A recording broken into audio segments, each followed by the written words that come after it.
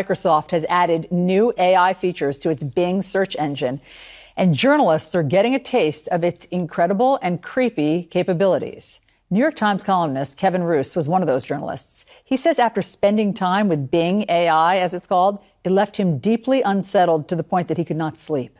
Bing, the search engine from Microsoft, which now has artificial intelligence software built into it as of last week, and I and some other journalists have been testing this. It sort of has two modes. It has a regular search mode, which, is great if you're looking for recipes or vacation plans or whatever. And then it's got this chat mode, this sort of open-ended text box that you can just talk back and forth with like you're texting a friend.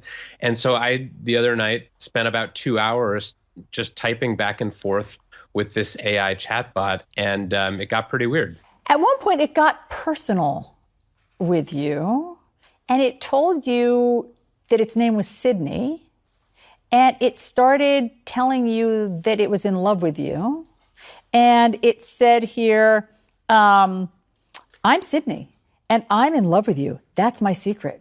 Do you believe me? Do you trust me? Do you like me?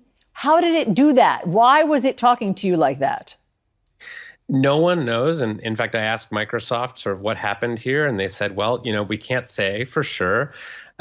One possibility is that it was sort of trained on data that included stories about AIs seducing humans or attempting to seduce humans. And so it was sort of repeating that information. But this is clearly not the way that this system was supposed to work. This is not the designer's intent, is for it to have it be trying to sort of make passes at its interlocutors. But what was strange about it for me, because I've tested a lot of these AI chatbots, and usually if you tell them, I'd like to change the subject, I'm uncomfortable, they'll stop.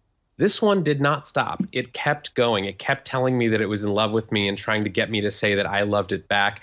No matter what I tried to change the subject to, it would keep coming back to these kind of creepy, stalker-ish messages. It also told you, you said, no, I'm in love with my wife. They were like, no, you're not. And you said, yes, I am. I just celebrated a Valentine's dinner, a lovely Valentine's dinner with my wife. And it said, no, you had a boring Valentine's dinner. I mean, this is a monster. Well, it's not a monster, but it is a model, an AI model that is behaving in ways that frankly concern me. Here's the Microsoft statement on this new AI search and its possible drawbacks. The new Bing tries to keep answers fun and factual, but given this is an early preview, it can sometimes show unexpected or inaccurate answers for different reasons. For example, the length or context of the conversation.